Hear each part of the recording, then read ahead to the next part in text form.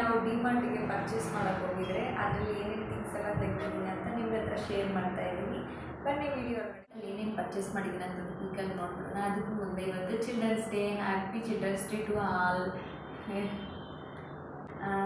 First ಬಂದು purchase ಮಾಡಿದ್ದೀನಿ pillow covers, mini pillow covers. ಇದು ತುಂಬಾ ಚೆನ್ನಾಗಿದೆ, ವೆಲ್ವೆಟ್ ಕ್ಲಾತ್ ಫಿನಿಶು. ಈಚ್ ಬಂದು 199. ನಾನು 2 ಪರ್ಚೇಸ್ ಮಾಡಿದ್ದೀನಿ. ತುಂಬಾ ಚೆನ್ನಾಗಿದೆ ಆ್ಯಂಡ್ ಜಿಪ್ ಕ್ವಾಲಿಟಿ ಕೂಡ ಅಷ್ಟೇ ತುಂಬಾ ಚೆನ್ನಾಗಿದೆ.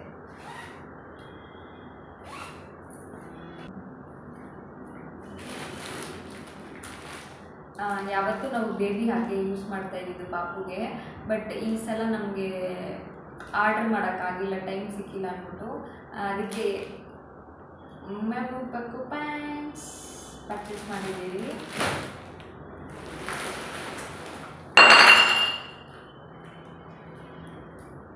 ಆಮೇಲೆ ಆಯಿಲ್, ಮಿಲ್ಕ್ ಏನಂದರೆ ಸ್ಟೋರೇಜ್ ಮಾಡಿ ಇಟ್ಕೊಳಕ್ಕೆ ಇದು ಯೂಸ್ಫುಲ್ ಆಗಿರುತ್ತೆ. ಇದು 29 ರುಪೀಸ್.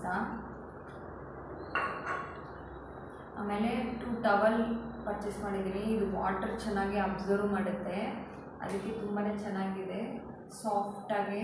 ಆಮೇಲೆ ಇನ್ನೊಂದು ಸ್ವಲ್ಪ ಈ ಥರ ತೊಗೊಂಡಿದ್ದೀನಿ, ಇದೂ ತುಂಬ ಚೆನ್ನಾಗಿದೆ. ಇದು 199, ಇದು ಬಂದ್ಬಿಟ್ಟು 99. 179 ರುಪೀಸ್ ಇದು.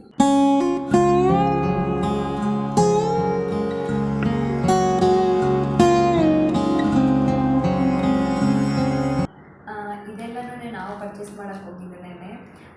ಬಟ್ ಇವಾಗೆಲ್ಲ ಎತ್ತಿಡಬೇಕಾಗಿತ್ತು, ಅದಕ್ಕೆ ಇದೆಲ್ಲ ಎತ್ತಿಟ್ಟು ನಿಮಗೂ ತೋರಿಸ್ತಾ ಇದೆ ಏನೇನು ಪರ್ಚೇಸ್ ಮಾಡಿದ್ದೀನಿ ಅಂದ್ಬಿಟ್ಟು. ಏನೇನು ಬೇಕೋ, ಯಾವಾಗ ಖಾಲಿ ಆಗಿದೆ ಮನೇಲಿ ಅದೇನೇನು ಬೇಕೋ ನೋಟ್ ಮಾಡಿ ಇಟ್ಕೊಂಡು ಅದು ಮಟ್ಟದೇ ಪರ್ಚೇಸ್ ಮಾಡ್ಕೊಂಬರೋದು. ಅನ್ವಾಂಟೆಡಾಗಿ ಏನೂ ಪರ್ಚೇಸ್ ಮಾಡೋದಿಲ್ಲ. ಆಮೇಲೆ ಫಸ್ಟ್ ಟೈಮ್ ನಾವು ಯಾವಾಗ 2000 ಒಳಗೆ ಇಲ್ಲ 1500 ಆ ಥರನೇ ಆಗೋದು ಪರ್ಚೇಸ್ ಮಾಡುವಾಗೆ. ಬಟ್ ಈ ಸಲ ಅನ್ಎಕ್ಸ್ಪೆಕ್ಟೆಡ್ 3000 ಸಮಥಿಂಗ್ ಪರ್ಚೇಸ್ ಮಾಡಿದ್ದೀರಿ.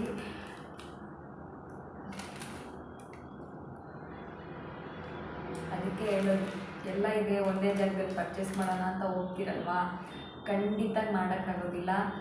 ನೋಡಿದ್ದೆಲ್ಲ ಬೇಕು ಅನಿಸ್ತೈತೆ, ಎಲ್ಲನೂ ತೊಗೋಬೇಕು. ಆಮೇಲೆ ಇವಾಗ ಲಂಚ್ ಮಾಡೋಕ್ಕೆ ಹೋಗೋಣ. ಇವತ್ತಿನ ಲಂಚಿಗೆ ಬಂದ್ಬಿಟ್ಟು ಟೊಮೊಟೊ ರೈಸ್ ಮಾಡಿದ್ದೆ, ಅದೇ ಇವತ್ತಿನ ಲಂಚು. ಬೆಳಗ್ಗೆನಿಂದ ಆಟ ಆಡ್ಕೊಂಡು ಇದ್ಬಿಟ್ಟು ಇವಾಗ ಚೆನ್ನಾಗಿ ನಿದ್ದೆ ಮಾಡ್ತಾ ಇದ್ದಾಳೆ. ಅವಳಿಗೆ ನಿದ್ದೆ ಬಂದರೆ ಅವಳೇ ಬೆಡ್ ಹತ್ಬಿಟ್ಟು ನಿದ್ದೆ ಮಾಡಿಬಿಡ್ತಾಳೆ. ಇಲ್ಲಿ ಟೊಮೊಟೊ ರೈಸ್ ರೆಡಿ ಆಯಿತು. ಸ್ವಲ್ಪ ಚಿಪ್ಸು, ಸ್ವಲ್ಪ ರೈಸ್ ಹಾಕ್ಕೊಂಡು ತಿಂತಾಯಿದ್ದೀನಿ. ಪಾಪುನು ನಿದ್ದೆ ಹೋಗಿ ಎದ್ಮೇಲೆ ಅವಳಿಗೇನು ಊಟ ತಿನ್ನಿಸ್ಬಿಟ್ಟು ಆಮೇಲೆ ಬೆಳಗ್ಗೆನೇ ವಾಶ್ ಮಾಡಿಬಿಟ್ಟು ಎಲ್ಲ ಬಟ್ಟೆಗಳ ಮೇಲೆ ಹಾಕಿದ್ದೆ. ಸ್ವಲ್ಪ ಹ್ಯಾಂಡ್ ವಾಶ್ ಮಾಡಿಬಿಟ್ಟು ಸ್ವಲ್ಪ ಮಿಷಿನ್ಗೇನೋ ಹಾಕಿದ್ದೆ ಬಟ್ಟೆಗಳು ಎಲ್ಲ ಎತ್ಕೊಂಡೋಗಿ ಮೇಲೆ ಟೆರೆಸ್ ಮೇಲೆ ಹಾಕ್ಬಿಟ್ಟು ಬಂದಿದ್ದೆ. ಇವಾಗ ನಾನು ಪಾಪು ಎತ್ಕೊಂಬರಕ್ಕೆ ಹೋಗ್ತಾಯಿದ್ದೀರಿ. ಅವಳು ಮನೆಯಲ್ಲೇ ಇರೋದಿಲ್ಲ, ನನ್ನ ಜೊತೆನೇ ಬರಬೇಕು, ಮೇಲೆ ಆಟ ಆಡಬೇಕು. ಅವಳಿಗೆ ತುಂಬ ಇಷ್ಟ ಮೇಲೆ ಹೋಗ್ಬೇಕಂದ್ರೆ. ಸ್ವಲ್ಪ ಹೊತ್ತು ಅವಳ ಜೊತೆನಲ್ಲಿ ಮೇಲೆ ಹೋಗ್ಬಿಟ್ಟು ಟೈಮ್ ಸ್ಪೆಂಡ್ ಮಾಡ್ತೀನಿ. ಸ್ವಲ್ಪ ಹೊತ್ತು ಅವಳ ಜೊತೆ ನಾನು ಆಟ ಆಡ್ಕೊಂಡಿರ್ತೀನಿ. ಆಮೇಲೆ ಬಟ್ಟೆ ತೊಗೊಂಡು ಕೆಳಗಡೆ ಬರೋದು. ನನಗೆ ಸ್ವಲ್ಪ ಕೋಲ್ಡ್ ಆಗಿದೆ, ಅದಕ್ಕೆ ವಾಯ್ಸ್ ಒಂದು ಸ್ವಲ್ಪ ಚೇಂಜ್ ಆಗಿದೆ. ಅವಳ ಜೊತೆ ಆಟ ಆಡ್ಬೇಕು ಮೇಲೆ ಹೋದರೆ ಸ್ವಲ್ಪ ಹೊತ್ತು, ಇಲ್ಲಾಂದರೆ ಬಿಡೋದಿಲ್ಲ ನನ್ನ.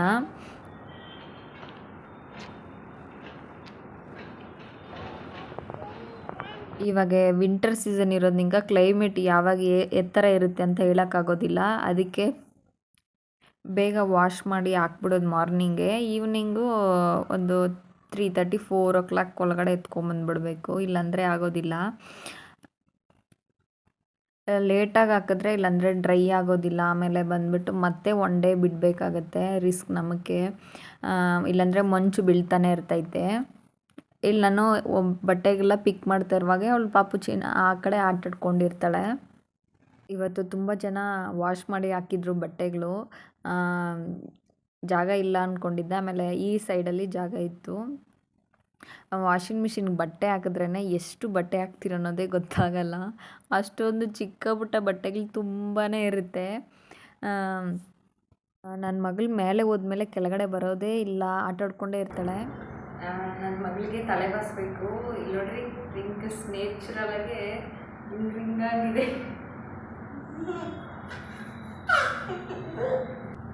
ಮಕ್ಕಳಿಗೆ ತಲೆ ಬಾಸೋದು ತುಂಬಾ ಕಷ್ಟ. ಒಂದು ಸೈಡಲ್ಲಿ ಇರೋದಿಲ್ಲ, ಆಟಾಡ್ಕೊಂಡೇ ಇರ್ತಾಳೆ.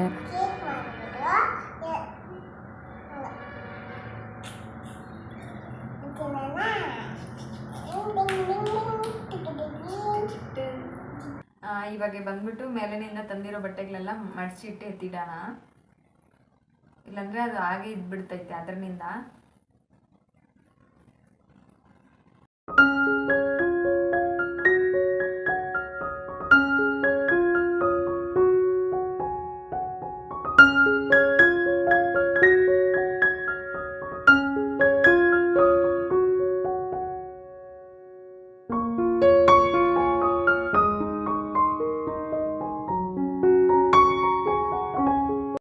ಹೇಗೋ ಬಟ್ಟೆ ಎಲ್ಲ ಮಡಚಿಟ್ಟಿದ್ದಾಯಿತು.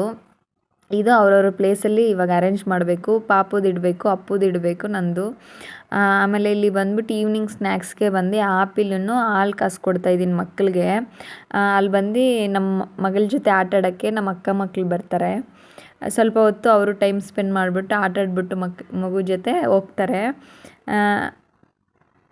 ಅವ್ರಿಗೂ ಸ್ವಲ್ಪ ರಿಲ್ಯಾಕ್ಸ್ ಆಗಿರುತ್ತೆ ಮಗು ಜೊತೆ ಆಟಾಡ್ಬಿಟ್ಟು ಹೋಗುವಾಗ. ಅವರು ಹೋಮ್ವರ್ಕ್ ಮಾಡ್ಕೊಳ್ತಾರೆ ಹೋಗ್ಬಿಟ್ಟು.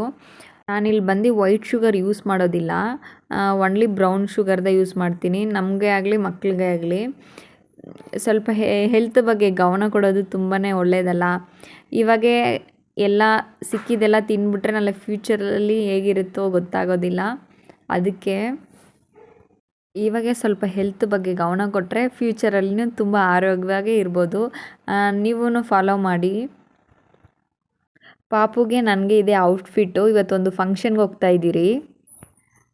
ಇವಾಗ ಬಂದ್ಬಿಟ್ಟು ನನ್ನ ಫ್ರೆಂಡ್ ಅವರ ಮಗನಿಗೆ ಫಸ್ಟ್ ಬರ್ತ್ಡೇ ಸೆಲೆಬ್ರೇಟ್ ಮಾಡ್ತಾ ಇದ್ದಾರೆ, ಅದಕ್ಕೆ ಇನ್ವೈಟ್ ಮಾಡಿದ್ದಾರೆ. ನಾವಿವಾಗ ಅಲ್ಲಿಗೆ ಹೋಗ್ತಾ ಇದ್ದೀರಿ. ಪಾಪುನು ನಾನು ಬಂದು mom and daughter combo wear ಮಾಡ್ತಾ ಇದ್ದೀರಿ, ಟ್ರಿಮ್ಮಿಂಗ್ ಮಾಡ್ತಾ ಇದ್ದೀರಿ. ಹೇಗಿದೆ ಅಂತ ಹೇಳಿ. ಪಾಪು ಡ್ರೆಸ್ ಇದು ಪಾಪು ಡ್ರೆಸ್ಸು.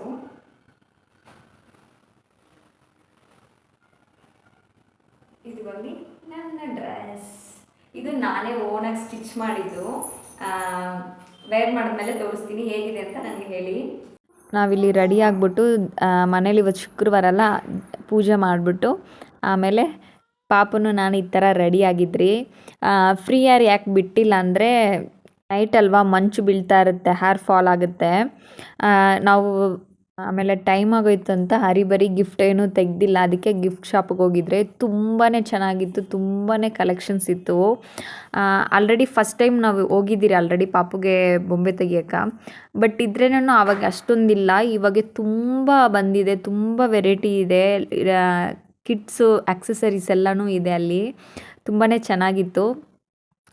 ನಾವು ಹೋಗಿದ್ದ ಟೈಮ್ ಒಂದು 8 o'clock.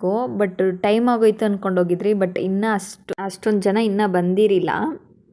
ಆಮೇಲೆ ಯಾಕೆ ಲೇಟ್ ಆಯ್ತಂದರೆ ಅಲ್ಲಿ ಗಿಫ್ಟ್ ಪ್ಯಾಕ್ ಮಾಡೋದಕ್ಕೆ ತುಂಬಾ ಲೇಟ್ ಮಾಡಿದ್ರು.